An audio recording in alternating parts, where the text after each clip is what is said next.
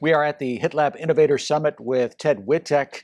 A very impressive resume, professor and senior fellow at the University of Toronto, and a founder of several companies, Verigen, MedRTP, and Alethea MD. Those are, keeps you pretty busy, I'm guessing. It does, but never a bad day. Right, exactly. Well, and it gives you a sense of purpose too, and Absolutely. and focus in your life. So you were keynote and chairman. You basically led yesterday's discussions. Tell us about your keynote. Yeah, yesterday was a fantastic day. I think being invited by Stan to give the keynote was really an honor, because the HITLAB Summit has been one of the highlights of my year. So I really enjoyed delivering the keynote and put some thought into it and how I wanted to set the stage for the day and ultimately the week. So I took an approach to tell a few rapid stories about my favorite Nobel laureates, and each of them passing on a message to the audience for the week. So I believe I started with Marie Curie, because I'm a Polish American Canadian, and my parents were always very sure to be certain I knew everything about Marie Curie. Okay. And what was fascinating about her, well, let's start. She was the first woman to win a Nobel Prize, and she had a very lucky husband. Because of her, he got to win a Nobel Prize with her after, in two different disciplines. Not only the first woman, but the first person to win a Nobel Prize in both, biology, medicine, and physics, with her work on radium, and we all know where we are today because of her. That's for sure. And the point that I passed on to the group was the importance of all of your genius and the importance of a teamwork, right? In her case, it was with her husband. And then I picked Richard Feynman, who won the Nobel Prize in physics. And he got pretty much known to the broad community when he testified in Congress after the tragedy of the space shuttle in January of 1986, I believe. And as a Nobel physicist, he was brought in by Congress to try to explain what happened. And he did it in about 3 seconds with no words. He put a rubber O-ring into CO2 and it shrunk. And there it was, the answer to why we had that tragedy. And the message to the participants of the conference was, you could be very crisp in your message. Right? And then I went on to the only Nobel Prize laureate that I ever had the chance to meet and speak with is Carrie B. Mullis, who was the originator of the polymerase chain reaction.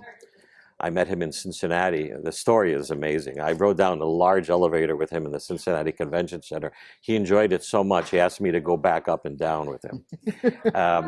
But the story he told was very interesting. I mean, he got the idea for using DNA polymerase to amplify the reaction on the way home from a party at 3 a.m. in Bakersfield, California. But what was more important is when he took his thoughts into the lab and then put his results on the poster at Cetus Corporation, where he worked, no one came to the poster. He was devastated. And, I would say a few years later, he won the Nobel Prize for that work. And the point is being professional and being persistent. Persistence must be in our character in this world of innovation. Now, just going from memory, I'll maybe divert a little bit to Bob Dylan, and I may sing if that's okay. That's fine. Yeah. So winning the Nobel Prize for literature and poetry, what message could possibly be there? Well, he maybe second to the wreck of the Edmund Fitzgerald, his story of Reuben Hurricane Carter was a fascinating ballad. But in the very first lines of the song, in literally maybe, well, you can time me, it's like 10 seconds, Here comes the story of the hurricane. Yeah. The authorities came to blame for something that he never done. Right. That immediately got your curiosity. You knew what he was going to talk about. Right. And what I encourage the presenters is make sure you know what it is you're offering and what it is you're going to do to add value. And in that song, the beginning of his song, you wanted to listen to the rest of that song. Okay. Now I'm going to dig deep a little bit. Well, of course, Banting and Best, their offices were across the street from where my office is now on College Street in Toronto. So he had won the Nobel Prize for his discovery of insulin. And what's unique about that is he is such a big part of the Toronto ecosystem. Nevertheless, what I passed on to the audience was he sold the patent for insulin to the University of Toronto for $1. And the message there was, we can, the doing good, Right. The greater good. the greater good. Yeah. And he said insulin belongs to everyone. And I wanted to pass that point along to the group. And I'm trying to think. Might have been one more here. Just allow me the moment to think, because it was Banting. Okay. We'll end on this one. Okay. His office is also across the street. Is present, and that's Jeffrey Hinton, who's the godfather of AI. And when he accepted his Nobel Prize in Physics two or so years ago, he tried to make the point that let's use this in a way to improve efficiency and to help mankind. And certainly understanding where things can go. The genuine wish he has to be sure that we use AI as it was intended. Right. And if you happen to catch his interview with Anderson Cooper a while back, a few months ago, can, like human beings have done, will AI develop that motherly instinct to protect us and keep us under the care of what that good thing can do. So that's how I started the day. Right. And I try to give those messages from people that I admire. Yeah. Makes sense. Yeah.